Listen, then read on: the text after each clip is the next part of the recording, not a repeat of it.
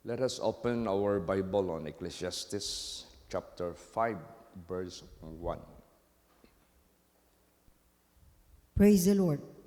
Keep thy foot when thou goest to the house of God, and be more ready to hear than to give the sacrifice of fools, for they consider not that they do evil. Yes. Napaka-importante yung ating pakipag-deal sa ating buhay na Diyos. Sinabi po dito, ingatan mo ang iyong paa pagka ikaw ay napapasa bahay ng Diyos. Sapagkat ang paglapit upang makinig ay maigi kaysa magbigay ng hain ng mga mangmang, sapagkat hindi nila nalalaman na sila'y nagsisigawa ng kasamaan. So, bawat panahon, bawat oras tayo ay pumupunta dito sa bahay ng Diyos. Kailangan meron tayong tinatawag na readiness, yung kahandaan ng ating sarili sa pagpakinig at pagbigay kahit pa man ng atensyon sa kanyang mga mensahe. Banal na salita. Kasi ito yung pamamaraan ng Diyos, paano niya tayo gabayan. Maunay pagi sa buhing Diyos, unsaon niya ta paggiya sa atong kinabuhi ni ining kalibutana. Kay kung ang tanan nga gibuhat sa Diyos sa kalangitan, ug maputol ang ilahang connectivity or connection ngadto sa Diyos, mura ni silang tabanog nga naputol ang pisi, magkasalimo ang hantod, mahulog sa yuta. They are being connected with God who created them, and they are being controlled by the wisdom of God. And that is why they are so beautiful, and they exist perfectly, they exist beautifully, wondrously. So ganon din ang buhay natin. We have to stay connected with God. Kailangan lagi tayong connected sa Diyos para yung gabay niya sa buhay natin hindi na maputol. At ang kailangan lang natin on our part is to obey. Be ready to listen the moment you are in the house of God. Be ready to follow His instruction. Tapos kinumpara dito na kaysa magbigay ng hain ng mga mangmang, sapagkat hindi nila nalalaman na sila'y nagsisigawa ng kasamaan. Nagbibigay din sila ng hain, nagsasacrifice din sila, sumasabay din sila sa mga tapat na mga anak ng Diyos. Pero ang kaibahan lang, di nila iniisip na gumagawa sila ng kasamaan, parang baga pa, they just disregard. Hindi lang nila binibigyan ng pansin habang gumagawa sila ng masama o kasalanan o paglapastangan sa kautusan ng Diyos. Patuloy pa rin ang kanilang pagsamba. Patuloy pa rin ang kanilang sacrifices. Hindi yan karapat-dapat sa mata ng ating Panginoong Diyos. Hindi yan kasiya-siya. Dili na gikahimutan sa Diyos. So muna ang tanan nga mag-aanhi dinhi sa balay sa Dios, andam ka sa pagpaminaw o sa pagtuman kay haron dili ka makasala. O sa padayon nimong pag-alagad, pagsakripisyo sa mga buluhaton sa Dios, gikalipay na sa Dios. Kay una ginatan-aw sa Dios ang imong kahinluan. Ikaduha ginatan-aw sa Dios ang imong pagtuman bago ka mag-sacrifice para sa Diyos.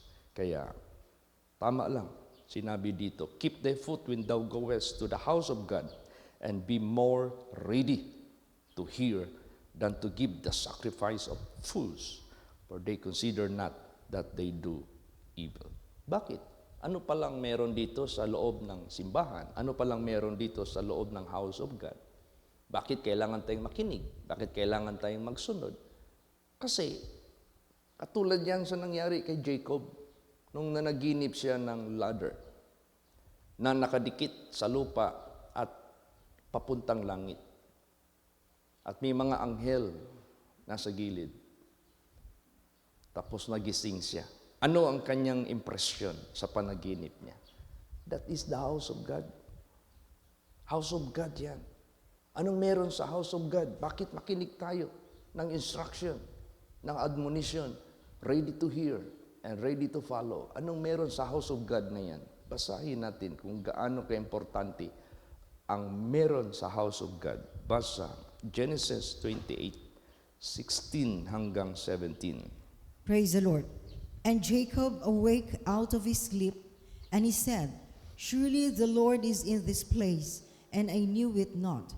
And he was afraid and said, How dreadful is this place! This is none other but the house of God, and this is the gate of heaven.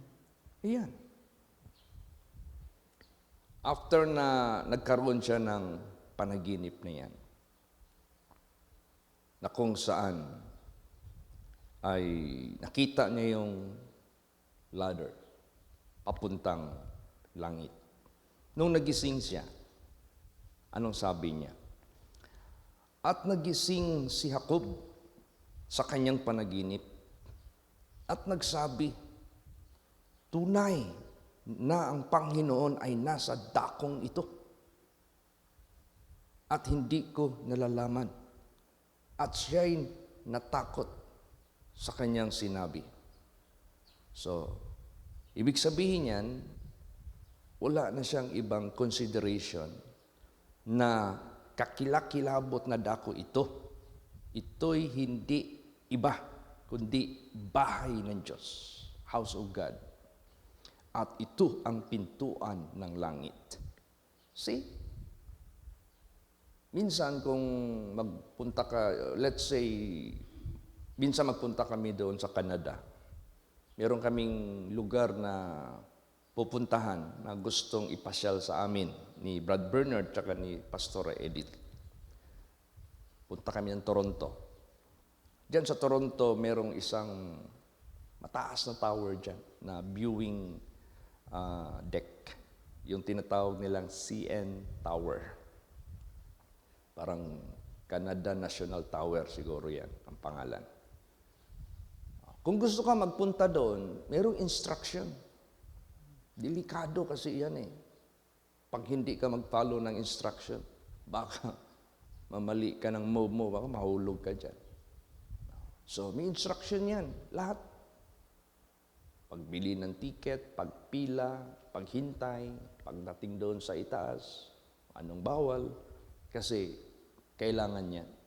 Now, ganoon din sa pagpasok sa kaharian ng Diyos. That is the most matatawag nating precious, the most beautiful, the most magnificent, the most glorious, the most beneficial place of human being, ang kaharian ng Diyos. So dito sa house of God, ito yung pintuan ng langit. Magbibigay ang Diyos sa atin ng mga instructions para makapasok ka doon. So kailangan ready ka to hear the Word of God. Ready to follow the instruction. Praise the Lord. Kaya yan ang magiging dapat impression natin sa house of God. This is the door going to heaven. This is the gate going to heaven. May instruction. Baka sa kalagitnaan ng journey mo, mahulog ka. O kaya pagdating mo na doon, sa pagbalik mo sa Panginoon, baka ma-reject ka. Baka hindi ka matanggap. Kasi nung nakikinig ka ng Word of God, hindi mo kinukonsider na yung gawa ka lang ng kasalanan, gawa ka lang ng kalokohan, nagsasakripisyo ka pa rin, nagsisimba ka pa rin. Mali na pamamaraan ng pagpunta sa bahay ng Diyos. Kaya hindi pala lahat na pumupunta dyan sa bahay ng Diyos na kinukonsider ang ganong klaseng pamamaraan. Meron din palang tinatawag na mga workers of iniquity, tuloy-tuloy lang ang mga sakripisyo nila. Hindi tama ang kanilang pakitungo sa house of God. Kaya ingatan natin. Tingnan mo si Moses. Nung nakipag-usap ang Diyos sa kanya. Anong instruction ng Diyos sa kanya? Basahin natin. Exodus chapter 3, verse 5. Praise the Lord. And he said, Draw not nigh hither, put off thy shoes from off thy feet, for the place whereon thou standest is holy ground. Yes. Hindi pa nga yung house of God, hindi pa nga yung templo, pero dahil ang presence ng Diyos nandyan sa lugar na yan, sinabi ng Diyos sa kanya, and he said, draw not nigh hither. Huwag kang lumapit. Ayaw pagdool dari. Put off thy shoes from off thy feet. Hubua ang imong mga sapatos gikan sa imong mga tiil. For the place whereunto thou standest is holy ground. Kaya ang dapit nga imong ginatindugan, balaang dapit. Also, kailangan tayo maging careful sa holy place or holy ground na yan. Nandyan yung presence ng Diyos. Wag mong ipasok ang iyong mga sandals. Meaning to say, from the outside, you should not defile yourself until na madala mo sa loob. Kailangan sa labas pa lang, you are already clean. Praise the Lord. Oh, clean ka na. Kasi pag magbigay, maghahatag ang Diyos sa iyang instruction, sa iyang pulong. Walay obstruction. Walay blurredness. Walay gikuhan. Babag sa imong kinabuhi. Kailangan talaga malinis. Tingnan mo yung mga people of God dito sa panahon ng Exodus. Sino yung mga tao dito na hindi kinoconsider yung kanilang mga kasamaan? So bawat salita ni Moses, walang effect yung salita ng Diyos na sinasabi niya. So anong ginawa? Lumaban sila, nagrebelde sila, nagmurmur sila, nagcomplain sila. Akala nila tama na yung ginawa nila. Akala nila hindi sila mapapahamak. Kaya matakot tayo. Kasi hindi basta-basta itong lugar na ito. Yung holy place. Hindi basta-basta yan. Basahin natin. Anong dapat gawin natin? Hebrews 12:28 hanggang 29. Praise the Lord. Wherefore, we receiving a kingdom which cannot be moved, let us have grace whereby we may serve God acceptably with reverence and godly fear, for God is a consuming fire. Oh, di ba? What do you mean of that? Kung hindi tayo mag-ingat sa pakipag-deal sa Kanya at hindi tayo mag-behave sa buhay natin, paano klaseng behave? Anong klaseng behavior ang papakita natin sa Kanya? Yung sinabi dito, serve God acceptably with reverence and godly fear. O talagang ang ginagawa mo, acceptable sa Kanya. Ang ginagawa mo, with reverence. Talagang nire-respect mo ang Diyos. Siya yung binibigyan mo ng highest regard, highest respect. And godly fear, yung maka-Diyos na takot. Yun ang pinaka-importante sa buhay natin. Tapos may warning, for our God is a consuming fire. Meaning to say, failing to do so, you will be consumed with fire. Doon yan sa impyerno. Doon yan sa kapahamakan. Pero kung mag-behave ka sa sarili mo, serving God acceptably with reverence and godly fear, then you will be receiving a kingdom of God which cannot be moved. So hindi basta-basta ito. Hindi biyaheng Canada ito, hindi biyaheng Amerika ito. Minsan nag-preach ako kagabi doon. Sa maraming mga bansa sa sanglibutang ito na gustong puntahan ng mga tao to work, to live, and to be a permanent resident or citizen. Dami. London or UK, Greece or New Zealand, Switzerland, Canada, America, Australia. Gusto nila doon. Pero, anong meron doon? Doon, marami pa rin nagkakasakit.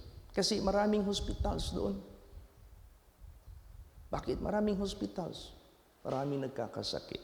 Doon may simenteryo dahil mga tao doon namamatay pa rin. Doon, ang dami mong babayaran. Lahat bayad. So, bawal doon walang trabaho. Kailangan ka magtrabaho. Samantalang ang karya ng Diyos, wala nang hospital doon kasi hindi ka na mamamatay doon. Wala nang libingan doon, wala nang simenteryo doon. Dahil wala nang mamamatay, wala nang hospital doon, wala nang kakasakit doon. Hindi ka na mag-effort doon, mag-labor para mabuhay ka kasi libre na lahat doon. Kaya, pag sinabing gate of heaven, dapat i-imagine mo yan. Anong meron dyan? Para yung pagpunta mo dito sa bahay dalanginan, careful ka to follow the instruction of God. Kasi yung decision mo, gusto mong makarating dyan, sobra pa yan sa Amerika, sobra pa yan sa Canada. Mga tao dyan sa iba't ibang bansa, na mga first world countries, meron pa ring age of retirement. Gustuhin mo man o hindi, you're going to retire. See? Gustuhin mo man o hindi, you're going to get old. Tatanda ka pa rin. Gustuhin mo man o hindi, there will be a mortuary. Meron pa rin mortuary darating sa pagkatao mo. Samantalang ang karya ng Diyos, no poverty, no death, no getting old. Wala yan lahat. Ang meron doon, riches, glory, honor, peace, joy, lahat ng mga gustong marating ng mga tao dito, nandoon lahat yan. Kaya, magpunta ka sa bahay ng Diyos, remember that is the gate of heaven. So, therefore, if it is the gate of heaven, be careful. Do not enter with defiled personality. Kailangan, huwag ka magdumi. Basa pa. Acts 10:33. Praise the Lord. Immediately, therefore, I sent to thee, and thou hast well done that thou art come. Now, therefore, are we all here present before God to hear all things that are commanded thee of God? Yes. Again, lumabas naman yung salita, all things. Hindi tayo maging selective sa mga salita ng Diyos. Pipiliin lang natin ano ang komportable. Pipiliin lang natin what will suits to you. Hindi pwede. Sinabi dito, immediately therefore I sent to thee, that thou hast well done, that thou art come. See, well done ang ginawa nyo, dumating kayo dito. Amen? Praise the Lord. Well done. Kayo na nakarating dito. Well done din yung mga nasa malayo na nagla-live. Thou hast well done that thou art come. Now therefore are we all here present before God. Nandito na tayo. Dumating kayo dito. Nandito tayo lahat. Present. In the presence of God. Anong gagawin natin dito? To hear all things. Praise the Lord. Not selective. Not some. Not to set aside something. Not to single out something. No, to hear all things, para makinig sa lahat ng mga bagay na sasalitaan ng Diyos that are commanded thee of God. Yan. Kasi ang Diyos ang marunong mag-perfect sa atin. Yung mensahe kagabi sa Friday service, God will make us able ministers by His instructions. Praise the Lord. Tingnan mo ang YouTube. Importante masyado. Bakit? Tinawag yang YouTube University. Ipalagay natin, may sasakyan ka. Wala kang budget magpaayos sa electrical. paano ikabit yung mga ilaw, paano ikabit yung mga upuan, punta ka lang doon sa YouTube. I-type mo lang doon, how to install headlamp in this kind of brand of car, this model. Pag ganun mo, merong mga instructors doon, nagbablog sila, nagbibideo sila. This is how you do it. First thing you do, second thing you do, lahat. So yung instruction for you to know what to do, dito sa bahay ng Diyos, nandito yung clear instruction ng Diyos. Napakinggan mo lahat sa inuutos niya kasi this is the house of God and this is the gate of heaven. Dito tayo tinuturoan ng Diyos how to find the gate of heaven and how to enter that gate and how to walk in that place and how to be accepted. Time will come na magharap ka na sa Diyos para matanggap ka. Lahat ng instruction nandito na lahat. Tapos yung verse na binasa kanina, because God is a consuming fire. Pag hindi kayo nag-ingat sa sarili ninyo, mahatulan kayo sa apoy, sa kapahamakan. Kaya, ang importante, magpunta ka sa simbahan, ang readiness, ang kahandaan, ang pagkamainandamon nga ikaw maminaw sa tanan niyang kamanduan. Praise the Lord. Basahin natin ito. Acts 17:11. Praise the Lord. These were more noble than those in Thessalonica, in that they received the word with all readiness of mind and searched the scriptures daily, whether those things were so. Yes. These were more noble than those in Thessalonica. Bakit mas noble sila? Well, you know what noble is? Noble, this is something like a honorable, acceptable behavior.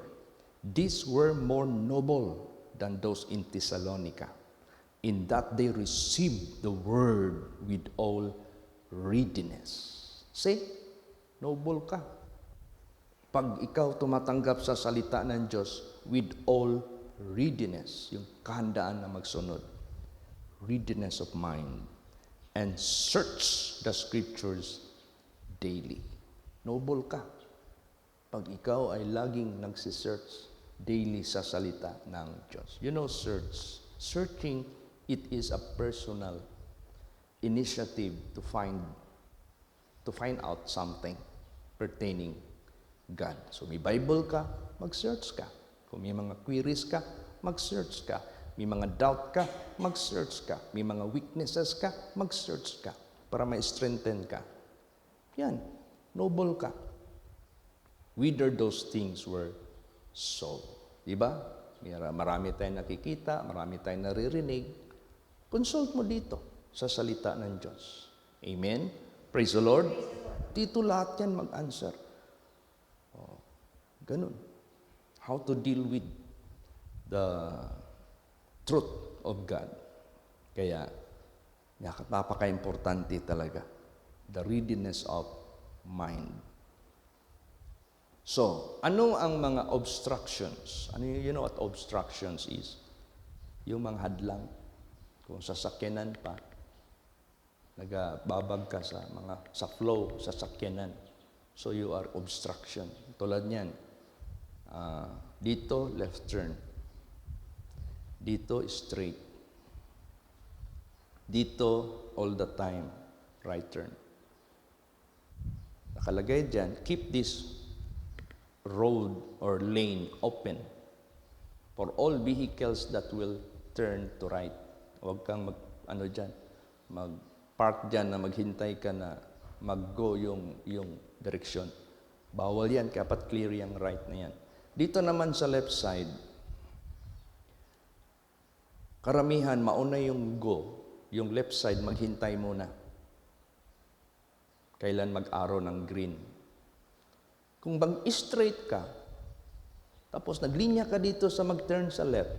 Tapos ikaw naman, ang intention mo, hindi ka mag-left.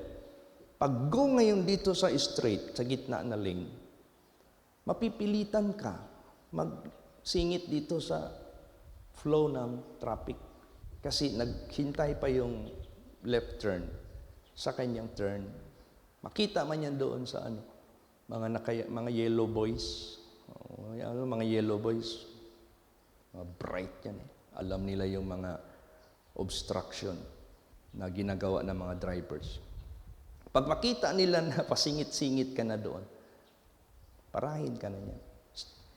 Sabi, "Sir, anong kasalanan ko, sir?" Obstruction. Bakit, sir? Dito ka waiting sa go signal sa magle-left turn. Ngayon, go signal na yung straight. Mapilitan ka ngayon magpunta dito. Mahamper yung flow dito, obstruction. So, ganun din sa buhay natin. Sa pagpakinig ng salita ng Diyos, may mga obstruction si Satanas na ginagawa. Na kahit makinig tayo sa salita ng Diyos, may nagasaad lang sa isip natin. Importante makinig ka ng Word of God kung sa traffic pa, maganda yung flow. Mabilis yung flow. Walang obstruction. So ano yung mga obstructions? Basahin natin. 1 Peter 2:1 and 2. Praise the Lord. Wherefore, laying aside all malice and all guile, and hypocrisies, and envies, and all evil speakings, as newborn babes, desire the sincere milk of the word, that ye may grow thereby. Yan, obstruction yung first verse. Wherefore, laying aside all malice. Alam mo si Satanas, gusto niya yung mga preachers, lagyan ng malis sa mga isip ng mga nakikinig. So, marinig ka ng mga istorya against sa mga preachers para magbigay ng malis. Naniwala ka naman. So, sa paniwala mo, nag-create na yan sa isip mo ang malis. Sa pagpakinig mo ng Word of God, hindi na yan magtalab.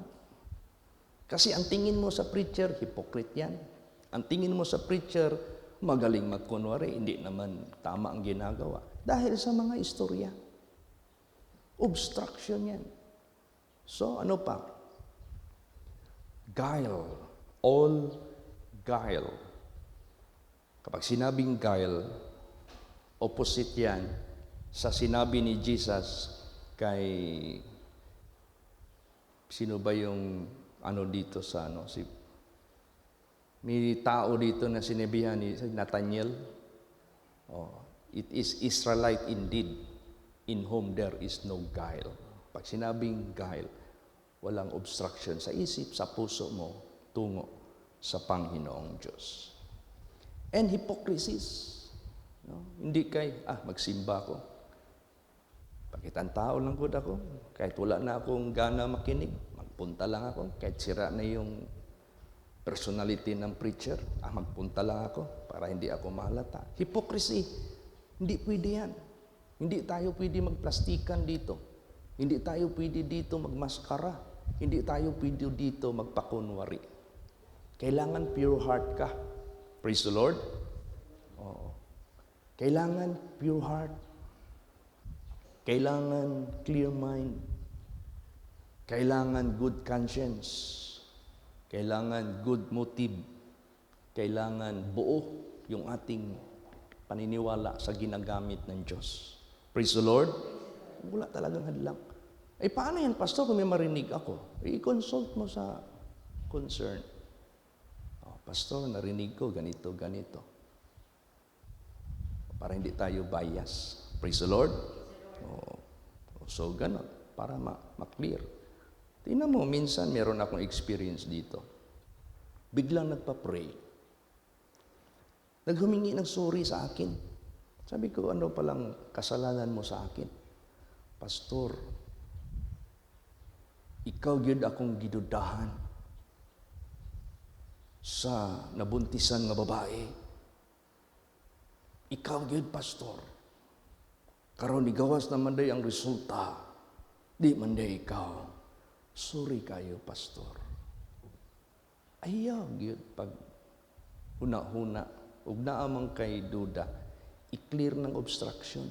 Ingnon mo kay Jesus, Jesus, di man ko'y katungod mo hukom nin tawhana, pero kung tinuod manggaling tong ako ang duda, ikaw ray mahibalo, mo reveal anak. The truth will make us free. Ganon. Hindi kay i-judge mo na. Hindi ka na magsalita ka na. Ito, meron dito. Envies. Iba yung envies, inggit. All evil speakings. Lahat ng mga masasamang pananalita. Mag-comment ka ng negative sa naririnig mo. Evil speaking yan. O mag-speculate ka na ng masama sa kapwa mo. Ay di pwede yan. Obstruction lahat yan sa ating pakinig sa Word of God. Kailangan alisin lahat yan, linisin lahat yan ng buong puso para clear. Amen? Praise the Lord. Ano ang dapat nating mararamdaman para walang obstruction? Itong second verse. As a newborn babes. Alam niyo newborn babes? Yung bago pang panganak. Mag-iyak yan. Maghingi yan ng gata sa mama. Mag-iyak yan. Minsan may mga mama na delayed yung paglabas ng milk sa kanilang breast. Pag anak sa baby, hindi kagad nag-compose ng milk. So yung bata iyak na ng iyak. Anong gawin ng mama? May mga mother dyan na tawag natin na maraming gatas. Maghingi yan. Hingi ng pabor yan. I-sak yung gatas, ilagay sa bibiron, ipadudo. Hindi, yung bata, pag newborn babe, pag maghingi yan ng gatas, kahit mag 24 hours, hindi yan mag-hinto, mag-iyak. Makonsensya ka talaga. So, yun ang gusto ng Diyos para newborn babe ka. Desire the sincere milk of the word that ye may grow thereby. So, walang obstacles, walang obstruction sa isip, sa puso mo, sa pagpakinig ng Word of God para kang newborn babe na nagdi-desire ng milk para ka mag-grow. So, walang obstruction. Praise the Lord. You come and go, listening the Word of God with all the readiness of your mind, walang obstruction. Yan ang ingatan po natin. Praise the Lord. Yan ang ingatan natin. Tapos meron pa, pag magbigay ng Word of God, ititwist ng diablo yung message. Imbis na positive impact, maging negative impact.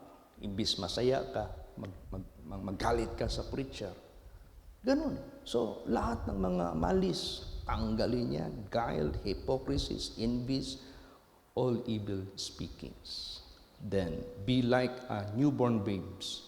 Desire the sincere milk of the word that ye may grow thereby. Praise the Lord. Praise the Lord. So, yung preaching kagabi doon,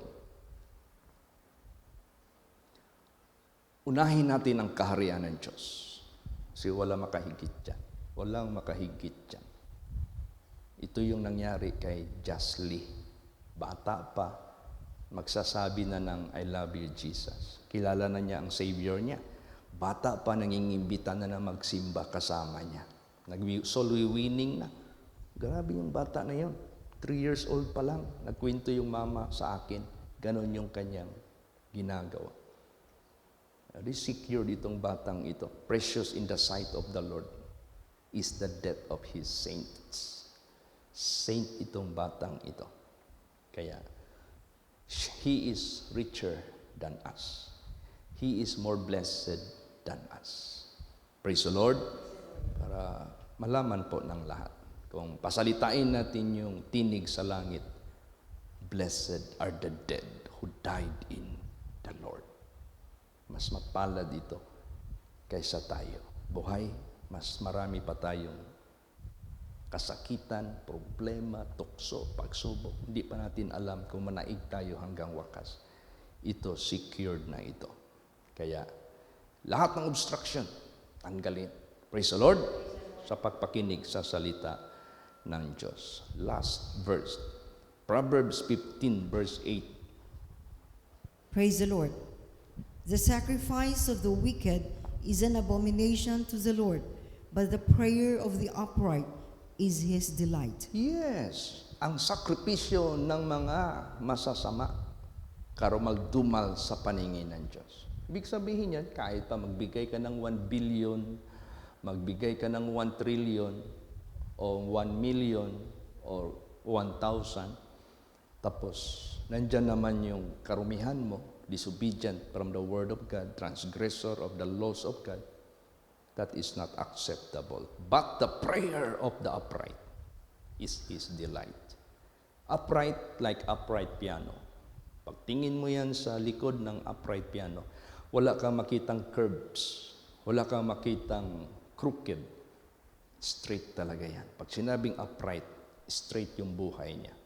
Praise the Lord, lumalakad sa katuwiran. So, to God be the glory. Salamat tayo sa Diyos. Keep thy foot when thou goest to the house of God, and be more ready to hear. That is the most important behavior, character, gawin natin sa loob ng bahay ng Diyos, than to give the sacrifice of fools, for they consider not that they do evil. You cannot bribe God. You cannot buy God. Di natin kayang bilhin ang Diyos. Kaya, be careful, be obedient, be faithful. Remove all the obstructions sa pagpakinig sa salita ng Diyos. Make your relationship with your mentor, with your pastor, clear. As crystal clear. Walang blurred. Alam mo, mag-drive ka ba ng sasakyan, 4 wheels? Pag mag-ulan, di mo na makita yung clarity ba yung road kasi patak ng ulan, magdikit man yan sa ano. Lalo't na malakas ang ulan. Anong gawin mo? I-clear mo yan, i-wiper mo. Pag mahina ang ulan, doon ka mag-ano sa wiper na alternate lang siya. Ganun lang. Tapos hinto. Pag malakas ang ulan, medyo malakas, medium. Para hindi talaga magpundo yung ano. Pag malakas masyado, bakit? Gusto mong clear yung pananaw mo sa biyahe mo. So, ganun din ang ating relasyon sa nagbibigay ng Word of God. Make it clear. Praise the Lord. Not you are worshiping the man, but you are protecting the message of God na walang obstruction sa isip mo. Ay, paano, pastor, kung gumagawa ng masama yung preacher? Hindi bulag ang Diyos. Hindi bingi ang Diyos. Para sila ay paluin, para sila ay tanggalin, para sila ay ipahamak. Hindi po. Hindi natin pwedeng pangunahan ang Diyos. Basta ang part mo, gawin mo lang. Amen? Praise the Lord. Ako rin, di ako makajudge sa inyo. Si Jesus ang mag-judge sa inyo. Kayo rin, di makapag-judge sa akin. Si Jesus mag-judge sa akin. So, nasa atin na yan. Paano natin hinandle yung house of God na hindi tayo gumagawa ng sacrifice of fools. Kaya, be careful tayong lahat. Pagpalain kayo ng Diyos. Lalo, i-build up ng Diyos ang bawat isa sa mga anak ng Diyos. Amen? Praise the Lord. Magsitayo po ang lahat.